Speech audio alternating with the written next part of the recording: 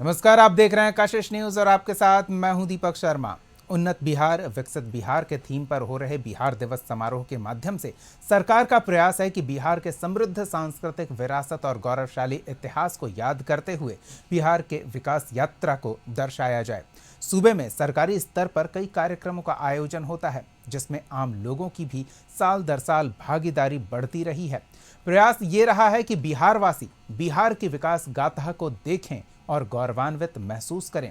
बिहार के बाहर राज्य की जिस पहचान का खामियाजा भुगतने की शिकायत सुनने को मिलती थी, भले वजहें राजनीतिक रही हों, उन सभी वजहों का विसर्जन कर बिहार की पहचान को उस बुलंदी पर लेकर जाएं जहां बिहार से जुड़ाव होना ही गर्व की बात बन जाए। ऐसे में बीते 2 दशकों के शासन और 15 सालों से बिहार दिवस का आयोजन क्या अपने उद्देश्य में सफल हो सका है? सवाल तो पूछेंगे कि बिहार दिवस के आयोजन की उपलब्धि क्या है। सवाल का जवाब लेंगे। हमारे साथ कुछ मेहमान जुड़े हुए हैं, उनसे आपका परिचय करा दें। आपको बता दें कि इस साल भी बिहार दिवस का 3 दिवसीय समारोह आयोजित हुआ है और इस समारोह को लेकर जिले भर में, हर जिले में कई कार्यक्रमों का आयोजन किया जा रहा है और हर जिले में अलग अलग आयोजनों के दौरान लोगों की भरपूर भागीदारी भी देखने को मिल रही है। लेकिन बड़ी बात यह है कि क्या ये बस औपचारिक समारोह बनकर रह गया है, या जिस उद्देश्य के साथ नीतीश कुमार ने बिहार की पहचान गढ़ने की कवायद के साथ इस समारोह की शुरुआत की थी, समारोह अपने उस उद्देश्य में सफल हुआ है? और क्या नीतीश कुमार की सरकार उस सपने को साकार करने में जुटी हुई है, कितना सफल हुई है, ये जानने का हम प्रयास करेंगे। मेहमानों से आपका परिचय कराते हैं। हमारे साथ मेहमान जुड़े हुए हैं। आरजेडी की ओर से पार्टी का पक्ष रखेंगे प्रमोद सिन्हा जी, बीजेपी की ओर से हमारे साथ राहुल आनंद जी जुड़े हुए हैं और जेडीयू की ओर से महेश दास जी जुड़े हुए हैं। आप तीनों का बहुत बहुत स्वागत है। सबसे पहले तो महेश जी, सवाल आपसे ही है कि क्या बिहार दिवस का आयोजन अपने औचित्य में सफल होता दिख रहा है? बिहार और बिहारी एक नई पहचान गढ़ने में कामयाब हुए हैं? देखिए, बिहार और बिहारी कहलाना अभी हम लोगों के लिए प्राउड का विषय है। ये सिर्फ बिहार में नहीं, पूरे देश में और पूरे वर्ल्ड में।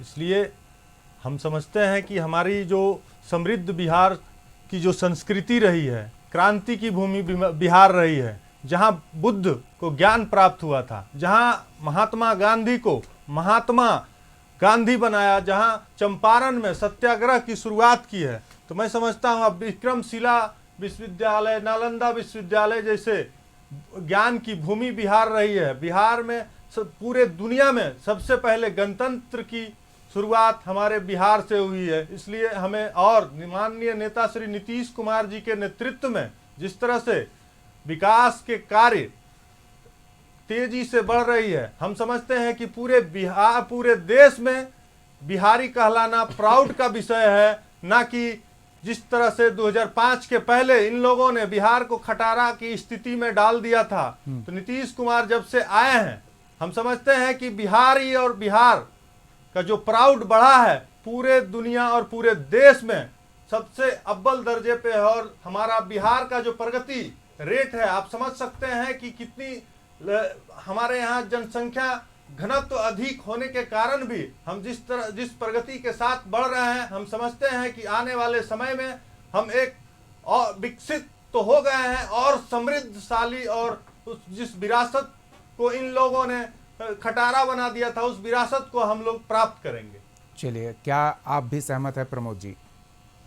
देखिए दीपक जी, सबसे समझने वाली बात है बिहार का जो इतिहास जो रहा, जो गौरवशाली इतिहास रहा, जिसकी चर्चा महेश दास ने भी करने का काम किया कि लोकतंत्र की धरती रही बिहार, नालंदा जैसे ज्ञान भूमि बिहार।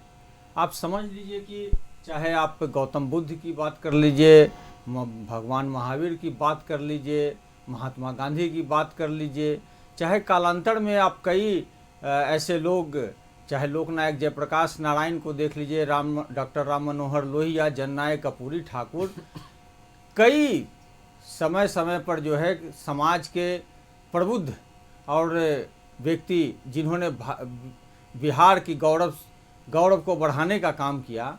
समझने वाली बात है कि अभी जिस प्रकार से महेश दास जी बोल रहे थे, देखिए कल बिहार दिवस है और बिहार दिवस के अवसर पर हम बिहार वासियों को आपके माध्यम से शुभकामना देना चाहते हैं।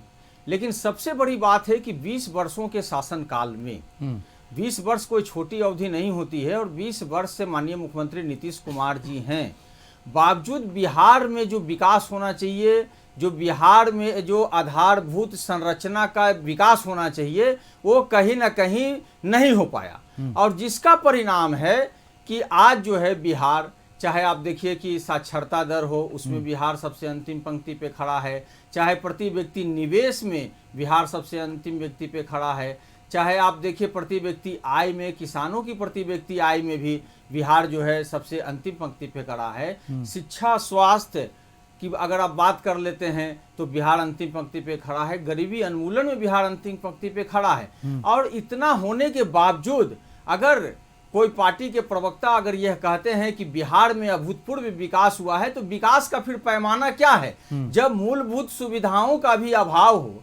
जो नीतीश कुमार जी कहते थे कि क्राइम, कम्युनिज्म और करप्शन से हम समझौता नहीं करते हैं, लेकिन आप देखिए कि क्राइम जो है, मतलब कि कानून व्यवस्था जो है चरम पर, मतलब पूरी तरह से डिरेल्ड हो चुका है, चौपट हो चुका है। आए दिन आप देखिए कि पटना राजधानी के भीतर में गोलियों की तरतराहट प्रत्येक दिन सुनाई पड़ती है। तो चाहे करप्शन की बात आप कर लीजिए, आपने देखा था कि किस प्रकार से मात्र 15 दिनों के भीतर में दर्जनों पुलिया जो है जल समाधि ले चुका था, भड़भड़ा करके गिर गया था। तो ये सारी चीजें जो बिहार के परिप्रेक्ष्य में है, कहीं न कहीं यह दर्शाता है कि 20 वर्षों के शासनकाल में बिहार जितना आगे से आगे बढ़ना चाहिए। आप देखिए 2-3 बातें मैं कहना चाहूंगा। प्रमोद जी आएंगे, आपने नहीं कई बातें कह रहे हैं, हम आपको देंगे, पर्याप्त समय देंगे, लेकिन अभी आपने जिन चीजों का उल्लेख किया है तो वही हम देख रहे थे। बिहार दिवस के थीम को लेकर एक नज़र अभी जब हम डाल रहे थे तो युवा शक्ति की बात हो, विकास की बात हो, प्रगति की बात हो, संस्कृति, विरासत, परंपरा की बात हो, आर्थिक प्रगति, शिक्षा, स्वास्थ्य, महिला सशक्तिकरण, समानता, जलवायु परिवर्तन, पर्यावरण संरक्षण, आत्मनिर्भरता, स्वावलंबन, सांस्कृतिक विरासत, परंपराओं का संरक्षण और पिछले साल बिहार की प्रगति और विकास की दिशा में बढ़ते कदम, उससे पहले बिहार की युवा शक्ति और प्रगति। तो इन तमाम थीम पर कार्यक्रम का बिहार दिवस में सिलसिलेवार आयोजन हो चुका है और उसके बाद भी विपक्ष ये कह रहा है कि अभी भी सत्ता पक्ष उस पुरातन बिहार को याद कर रहा है जिसमें स्वर्णिम काल का जिक्र हुआ करता था, अपनी उपलब्धियां नहीं गिना पा रहा है। तो फिर काहे का बिहार दिवस का आयोजन सफल रहा हो? डबल इंजन की सरकार रही है कई साल तक, तो हम थोड़ा उस पहलू पर भी नज़र डाल लेते हैं कि डबल इंजन के बावजूद अगर ये स्थिति है, विपक्ष को बिहार के विकास को लेकर सवाल खड़े करने का भरपूर अवसर और भरपूर अलग अलग क्षेत्रों से मौका दिया जा रहा है, तो फिर क्या डबल इंजन रफ्तार पकड़ रही है? राहुल जी देखिए, जब आप बिहार की बात करते हैं तो सबसे पहले आपको ये बताना चाहेंगे कि जब आप बिहार में लिट्टी चोखा और खीर के स्वाद की बात करते हैं खास करके, और आप अपने बच्चों को जब बताते हैं कि इसका टेस्ट चखो बिहार आकर कि आखिर बिहारी है क्या, जब आप छठ के समय सूर्य भगवान को अर्घ देने की बात करते हैं और उस समय जब आप अपने शहरों की तंग गलियों से निकलकर जब बिहार आते हैं, तो उस समय आपको बिहार सिर्फ एक बिहार नहीं, एक जज्बा, एक पहचान है। देखिए, कहने के लिए बहुत सारी चीज़ें कही जा सकती है, लेकिन ये 2 दशक का जो कार्यकाल था, उस 2 दशक की कार्यकाल में जो हमारे आरजेडी के बड़े भाई जो बात कर रहे हैं प्रमोद जी, तो बिल्कुल सत्य है, मैं इनका सपोर्ट करता हूं। इनके शासनकाल में तो कुछ था ही नहीं, हमारे शासनकाल में तो बना है, और बना है और जो देता है उससे मांगते हर कोई है। और दूसरी बात आप बता दें कि जब समझ रहे हैं बिहार के आर्थिक विकास की अगर हम बात कर ले तो 14.5% के दर से हम बढ़ रहे हैं। ये सिर्फ उन लोगों को दिख सकता है जो बिहार के भविष्य की चिंता करते होंगे, उनको दिखेगा। लेकिन जब इनका बजट, जब इनका शासनकाल था, उस समय 23,855 करोड़ का बजट था, आज लगभग 3.16 लाख करोड़ का बजट है। तो इस तरह से हमारा बिहार निरंतर बढ़ ही रहा है। जो थीम की आपने बात की कि क्या क्या बिहार दिवस के अवसर पे है, और आपको भारतीय जनता पार्टी के बारे में बता दें तो भारतीय जनता पार्टी ने जो रचना रची है वो पूरे देश में जहां भी बिहार के लोग हैं उनके बीच में हमारे नेता विधायक उपस्थित होकर बिहार के बारे में चर्चा करने वाले हैं, ताकि बिहारियों को अपने मान सम्मान का गर्वान्वित होने का विषय प्राप्त हो। देखिए, एक सबसे बड़ी बात है कि जब इनका शासनकाल था तो उस समय जीडीपी 3.19% का था, आज 12.64% है। हालांकि ये तब हो सकता है कि बिहार के लोगों को डाटा की जरूरत नहीं है, बिहार के लोगों को जरूरत है चीजों को देखने की। आप सड़कों की बात कर लीजिए, इनके शासनकाल में मात्र 927 किलोमीटर सड़कें थी, आज हमारी सड़कें लगभग लाख किलोमीटर का दायरा पार कर रही है। तो ये जो दिखने का जो तरीका है ना, तो एक कहावत है, नजरें बदलो तो नजारे बदल जाते हैं। और ये चाणक्य की धरती रही है, और चाणक्य की धरती रही है, ये गौतम बुद्ध की धरती रही है, और ये गुरु तेग बहादुर सिंह की जन्मभूमि भी रही है। तो यहाँ पर जो चीजें आप देखना चाहेंगे, समृद्ध बिहार का अगर आप सपना चाहते हैं तो ये चीजों को देखना होगा। यही नहीं, हम तो ये देखने की उम्मीद के साथ ये चर्चा कर रहे थे ना कि आप दिखाएंगे कि नीतीश कुमार 20 साल के कार्यकाल में बिहार को कहां से कहां लेकर आए हैं। बिल्कुल, लेकिन आप अभी भी बुद्ध और चाणक्य की बात कर रहे हैं। देखिए, मैंने आपको बताया, अब नीतीश कुमार जी ने डबल इंजन की सरकार में नीतीश कुमार जी ने क्या किया वो सुनिए। मैं आपको पॉइंट बाय पॉइंट गिनाते चलता हूं। भोजपुर बक्सर के क्षेत्र में कोइलवर सोन नदी के ऊपर पुल की मांग बहुत पुरानी थी, उसको नरेंद्र मोदी जी ने तुरंत बनवाया और जनता को सुपुर्द कर दी। वर्ष 2027 तक किसी भी कोने से 4 घंटे में बिहार की राजधानी में पहुंचने का लक्ष्य तय किया गया है। इसके लिए हम आगे बढ़ चुके हैं। अब पटना एयरपोर्ट के विस्तार की बात कर लिए, रक्सौल पूर्णिया ग्रीनफील्ड एयरपोर्ट तैयार हो रहे हैं। राजगीर, मुजफ्फरपुर, मधुबनी, मुंगेर में चल रही है। यही नहीं, आपको बता दें 20 साल की अगर हम 20 उपलब्धियां भी गिन ले तो ठीक है, मैं गिन रहा हूं। आपको एक बात और बता दें कि विगत 18 वर्षों में जो सबसे बड़ी बात आरजेडी के लोग कहते हैं, वहां 10 गुना शिक्षा का बजट बढ़ा, 13 गुना स्वास्थ्य का बजट बढ़ा, और सामाजिक सेवाओं में 13 गुना ज्यादा खर्च किया गया। 2199 सेल्फ हेल्प ग्रुप तैयार हो गए। तो इस तरह की जो योजनाएं चला जा रही है, जिससे कहीं ना कहीं बिहार को फायदा हो रहा है। और चलिए महेश जी, आपको भी एक अवसर दे रहे हैं, आपके पास भी गिनाने के लिए कुछ है? अरे भाई, इन्होंने तो बिहार को खटारा की स्थिति में डाल के चल गया था। इनका तो बस शासन ही रहा है। शिक्षा की बात ये करते हैं। नहीं, आपने गाड़ी को धक्का लगाकर स्टार्ट किया, इसका रोना आप रो रहे हैं, लेकिन अब गाड़ी रफ्तार भी तो पकड़े, गाड़ी का रंग रोगन भी तो हो, वो भी नहीं हो रहा है क्या? रफ्तार तो इतनी पकड़ गई है कि इनके राजद के जो सुप्रीमो हैं आदरणीय लालू प्रसाद यादव जी, डेली सुबह जाके मरीन ड्राइव पे चाय पीते हैं और चुस्की लेते हैं। तो इससे ज्यादा बढ़िया इनके लिए और क्या हो सकता है। ये अब आराम की स्थिति में रहे। नीतीश कुमार जी के नेतृत्व में बिहार समृद्ध विरासत की भूमि को लौटा रहा है और विकसित बिहार की संरचना को आगे की दिशा में बढ़ा रहा है। इसलिए इन लोगों को चिंता करना कहिए छोड़ देने के लिए। चलिए ठीक है, चिंता करना छोड़ दें, ये अच्छी बात है। लेकिन चुनाव नजदीक है और चुनाव के समय अगर गिनाने के लिए एक लंबी फहरिस्त ना हो, गिनाते गिनाते सांस फूल जाए, ऐसी स्थिति ना हो, तो फिर जनता कैसे भरोसा करे कि जो 20 साल में आप नहीं कर पाए हैं अगले 5 साल में वो कर पाएंगे। हम विपक्ष को भी मौका देंगे। महेश जी आएंगे आपके पास। अब बिहार दिवस मना रहे हैं हम, भव्य आयोजन है, लेकिन क्या इस भव्य आयोजन के पीछे का उद्देश्य कामयाब हो पाया है? उद्देश्य में हम जो लक्ष्य लेकर सरकार चली थी उस लक्ष्य तक पहुंच पाई है? बिहार की बेहतर छवि का लक्ष्य था बिहार वासियों को बिहार से जुड़ाव, या फिर बाहर वालों को भी अगर बिहार से कोई जुड़ाव का अवसर मिले तो इस अवसर को प्राप्त कर वो गौरवान्वित महसूस करें। इस लक्ष्य को क्या हम प्राप्त कर पाए हैं? सत्ता पक्ष का जवाब अभी हम सुन रहे थे। एक बार प्रमोद जी के पास चलते हैं। काफ़ी चीज़ें गिनाई गई है कि 20 साल के कार्यकाल में, करीब 2 दशक के कार्यकाल में नीतीश कुमार ने वो हासिल किया है जिससे बिहार से जुड़ाव को लेकर गौरवान्वित हो सकते हैं लोग। तो प्रमोद जी क्या कहेंगे? देखिए दीपक जी, अभी हम सत्ता पक्ष के दोनों प्रवक्ताओं को सुन रहे थे। कई चीज़ें हैं, 11 सालों से डबल इंजन की सरकार है, 20 वर्षों से माननीय मुख्यमंत्री नीतीश कुमार जी हैं, और 17 सालों से एनडीए की सरकार है। अब मैं बतला रहा हूं कि केंद्र के द्वारा बिहार की हकमारी कैसे की जा रही है। सबसे पहले अभी आपने देखा कि मक्का जो अनुसंधान केंद्र था उसका यहाँ से जो है दूसरे राज्यों में उसका ट्रांसफर किया जा रहा है। पहला बात तो ये है, जो मतलब बिहार में कुछ है नहीं और जो है वो दूसरे राज्यों को आप थोड़ा अरे आप जवाब दे दीजिएगा, आप जवाब दे दीजिएगा। यही दिक्कत है। आरोप ठीक है, नहीं अपडेट हो लेते हैं, नोट कर लीजिए ना, जवाब दे दीजिएगा। आज ही उस पर आश्वासन मिला है। चलिए ठीक है, आगे प्रमोद जी आगे। दूसरा कह रहे हैं कि अभी देखिए जो स्वीकृति दी गई, केंद्रीय विद्यालय की स्वीकृति दी गई, 85 केंद्रीय विद्यालय और 28 नवोदय विद्यालय। बिहार में देश की 10% आबादी जो है वो निवास करती है, लेकिन बिहार में एक भी केंद्रीय विद्यालय और ये क्या बोलते हैं 28 जो नवोदय विद्यालय दिए गए उसमें एक भी बिहार के लिए स्वीकृत नहीं किया गया।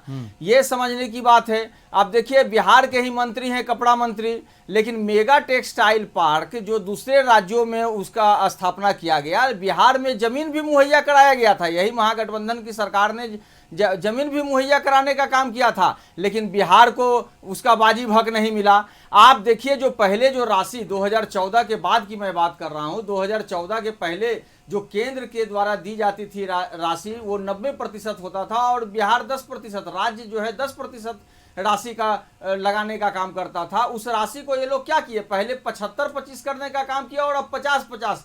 देखिए ये जहां विकसित राज्य हैं वहां आप इस तरह का अगर काम आप करते हैं वहां आप ये कर सकते हैं, लेकिन जो बिहार जैसे पिछड़े राज्य जहां पर मौलिक सुविधाओं का भी अभाव प्रमोद है, जी वो तो आप मान रहे हैं ना पिछड़ा राज्य, वो तो मान रहे हैं कि विकसित राज्य है। जहां आप जो जातीय गणना हुआ उसको आप देख लीजिए ना, 34% आबादी जो है मात्र 6,000 रुपया से कम मासिक आय पर जीवन गुजर बसर कर रही है और 30% उसके अतिरिक्त जो आबादी है वो मात्र 10,000 रुपया से, यानी कि राज्य की 64% आबादी 10,000 रुपया से कम पर जीवन बसर कर रही है। आप सोचिए कि एक परिवार में अगर 5 व्यक्ति है तो एक व्यक्ति की आय कितनी पड़ी, ये समझने वाली बात है। ये कोई मेरा आंकड़ा नहीं ना है, ये गठबंधन सरकार ने जो जातीय गणना कराया है, जो भयावह स्थिति बिहार के परिप्रेक्ष्य में मैं उसकी बातें कर रहा हूं। 3 करोड़ से अधिक लोग जो है पलायन करके दूसरे राज्यों में जा रहे हैं अपना जीवन गुजर बसर करने के लिए। सोचिए किस स्थिति में अपने परिवार को, देखिए अभी होली का समय था,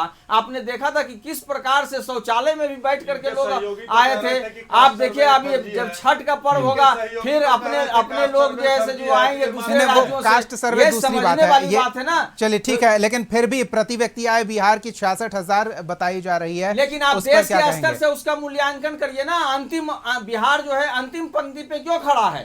आप देश की आय को देख ये प्रति व्यक्ति आय, उससे तुलना आप करिए ना। आप अगर कहते हैं कि बिहार एक सवाल आपने खड़ा किया है, जवाब ले लेते हैं। ठीक है महेश जी, बिहार विकास की ओर जा रहा है, विकसित राज्य आप जवाब आप सही कर रहे हैं प्रमोद जी, तो जवाब ले लेते हैं। साक्षरता दर में बिहार सबसे कम क्यों है? जवाब ले लेते हैं महेश जी, जवाब दीजिए। बिहार एक दो लाइन, ठीक है बोलिए बोलिए।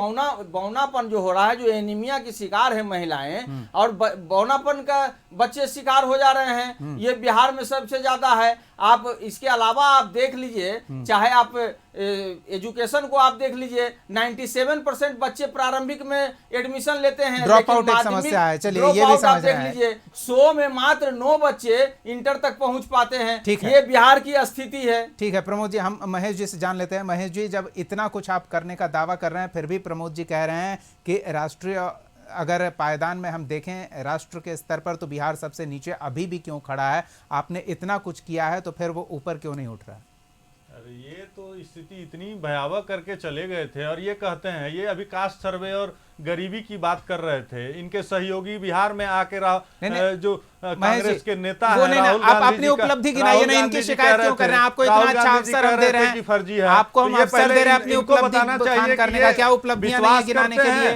आरोप भी लगाते हैं, ये कैसे चलेगा? शिक्षा पे बात करते हैं, ये शिक्षा पे बात करते हैं। बिहार की सबसे ज्यादा शिक्षा का बजट एलोकेट किया गया, ये शिक्षा की क्या बात करते हैं भाई? जो 65% आरक्षण के दायरा को बढ़ाया गया, प्रमोद जी इनका नेता ही महेश जी अपनी उपलब्धियां गिनाइए। प्रमोद जी ठीक है, महेश जी अपनी उपलब्धियां गिनाइए ना। आपको इतना अच्छा अवसर दे रहे हैं, आप दूसरों की शिकायत में समय व्यर्थ कर रहे हैं। आप अपनी उपलब्धियां गिनाइए, इनके मुंह पर उपलब्धियां दे मारिए। हमारी उपलब्धि तो ये, हमने तो बताया ना कि इनके जो राजद के सुप्रीमो हैं वो जाके आनंद होके जाके मरीन ड्राइव पे चाय पीते हैं आराम से। महेश जी ठीक है, आप सुनिए महेश जी आप सुनिए, राहुल जी ने एक चीज का जिक्र किया था वो भी सुनिए। अब महेश जी, अगर 20 साल में सरकार सिर्फ सड़क बिजली पानी मुहैया करा रही है और इसे अपनी उपलब्धि बता रही है तो ये सरकार की नाकामी कहेंगे, क्योंकि इतनी मूलभूत सुविधाओं को अगर उपलब्ध नहीं करा पा रही है सरकार तो वो सरकार किस काम की? राहुल जी, आप लिट्टी चोखा का जिक्र कर रहे हैं, कभी आपने सोचा है कि बिहार में सबसे प्रमुख व्यंजन लिट्टी चोखा ही क्यों रहा है? बाहर जाने के लिए जब कोई व्यक्ति खाद्य पदार्थ लेकर जाता है तो ये लिट्टी चोखा सबसे टिकाऊ होता है। सत्तू की लिट्टी सबसे टिकाऊ भोज्य पदार्थ होती है, 3 दिन 4 दिन तक सफ़र में काम आती है। तो आप सोचिए कि बिहार से इतनी संख्या में लोग बाहर गए और बाहर जाकर लिट्टी चोखा को इतना प्रचलित कर दिया कि बिहार का वो प्रमुख व्यंजन हो गया। गरीबों वाला खाना है ये लिट्टी चोखा, और फिर भी उसे हम उपलब्धि गिना रहे हैं। राहुल जी क्या कहेंगे? हम उपलब्धियों में स्वीट कॉर्न क्यों नहीं जोड़ पा रहे हैं? हम उपलब्धियों में मखाना क्यों नहीं जोड़ पा रहे हैं? हम उपलब्धियों में फूड प्रोसेसिंग यूनिट में ऐसे उत्पाद क्यों नहीं जोड़ पा रहे हैं? और जो एक उपलब्धि का श्रेय बिहार को मिलने वाला था वो भी छीनकर दूसरे राज्य को दे दिया गया। हालांकि महेश जी ने कहा है कि लोकसभा में उस पर जवाब आया है और आश्वासन दिया गया है कि वो बिहार के हिस्से ही आएगा। फिर भी डबल इंजन की सरकार मदद नहीं कर रही है क्या? देखिए, सबसे पहली बात आपको दीपक जी बता दें कि आपको एक याद होगा कि एक 88 साल पुराना लंबित एक मामला था। मिथिला कोसी क्षेत्र में एक रेलवे पुल की बात थी। नरेंद्र मोदी के कार्यकाल में वो तुरंत बनकर वो चालू भी हो गया।